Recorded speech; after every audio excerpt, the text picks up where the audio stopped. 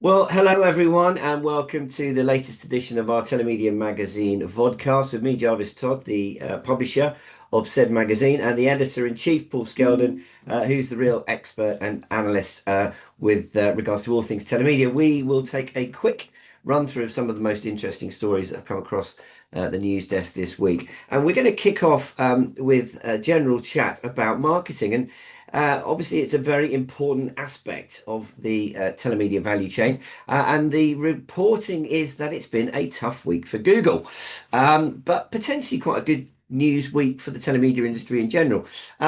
Basically, the EU has ordered Google to open up Android search data across to rival AI search providers.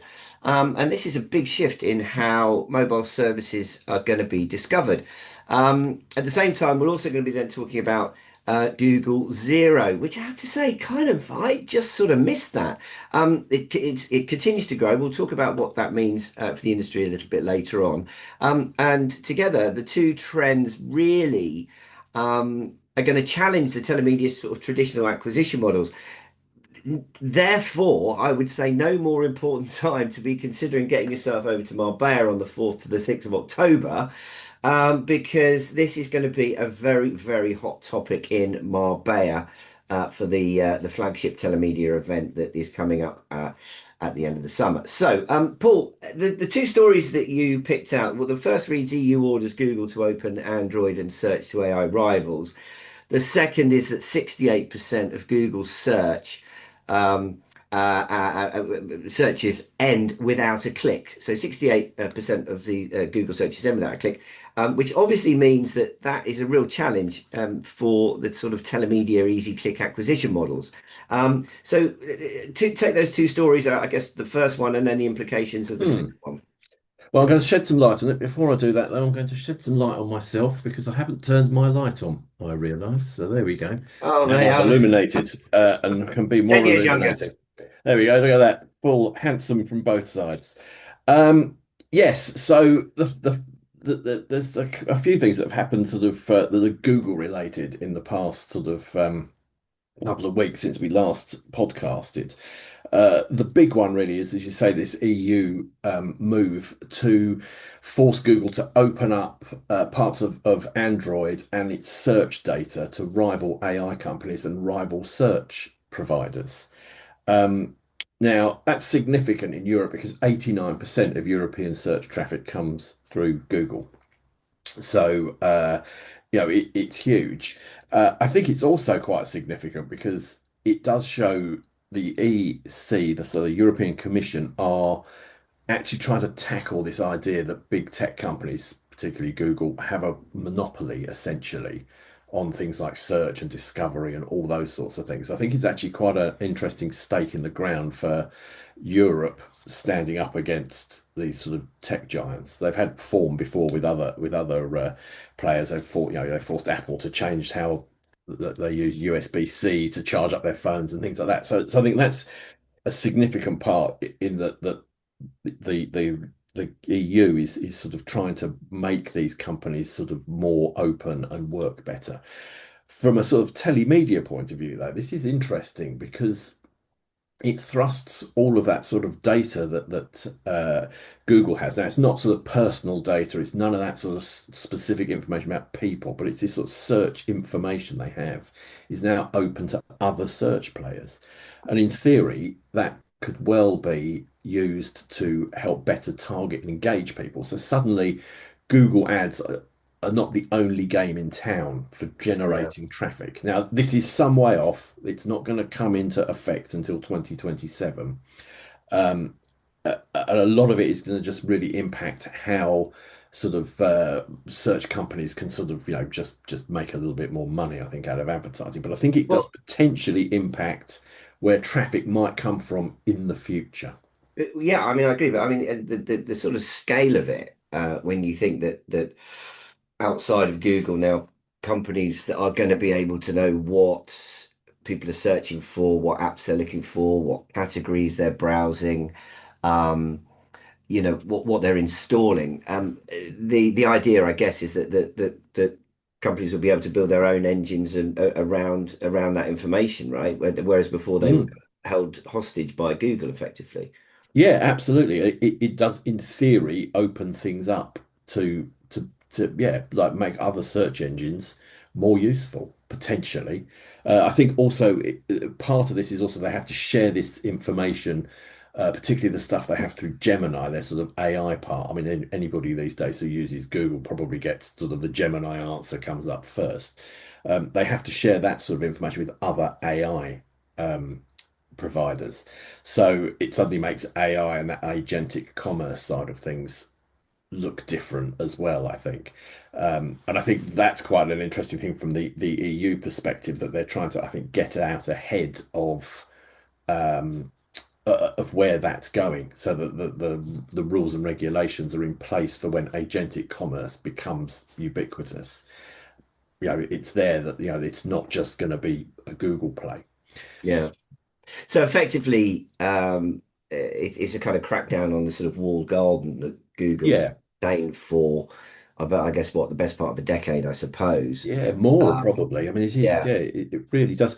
But interestingly, I spoke to Christopher at Mesh Ads, who do a lot of stuff with Google Ads, and will be Marbella, talking about how to use Google Ads among other things. And he was interested because he said it's not really a sort of problem yet. It doesn't change campaigns for this year. It doesn't really affect the things that we do right now, which is good news. I think some of the other research I did sort of points to the fact that actually Google Ads might even become more important to the industry briefly. But what he did say was that the thing to look for is into the sort of near future. This thing about AI, as I say, with AI assistants getting more Google information, you're suddenly going to see engagement is going to come from a variety of different places, and it's something we talked about at previous events about this idea of AI discovering services. You've got to be sort of discovery optimized, not just search engine optimized. But that's going to become potentially a bigger thing because it will be spread across more AI platforms because they've got access to this data. So that I think is something that he was very much sort of saying that it's not a problem right now, but we've got to be ready for this down the line. And I guess the other side of that is that if there are more options for advertisers, then potentially there's more competition for those advertisers, which could end up meaning that costs come, well, A, you've got more channels, but B, you might have slightly lower costs. In theory, absolutely. It would be good if that comes to pass. I mean, a lot of this is currently then speculative because we don't know.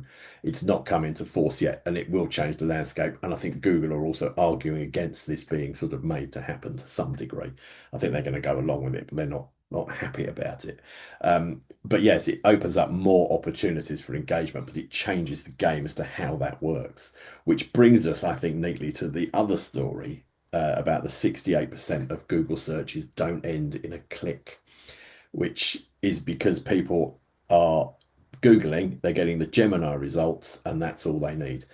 And for that means that essentially Google is taking all the information from everyone's websites, and no websites get the traffic. Sure. So it's the engine and the destination. Yeah, absolutely. And while for commercial things you still get you'll still want to buy something, it'll come up in Gemini, you'll click on it, you'll buy it, someone gets that sale. That still all works. But as this gets more and more involved and more agentic commerce happens, you're not far off the fact that Gemini will suggest things and Gemini will buy it for you.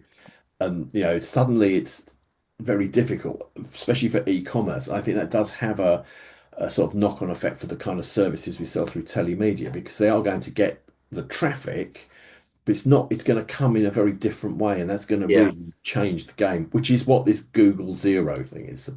Google Zero is the idea that you Google something and you never touch anything else outside of the Google world. So Google Yeah. gets Yeah. all of it, all the traffic, all the data, all the money, everything.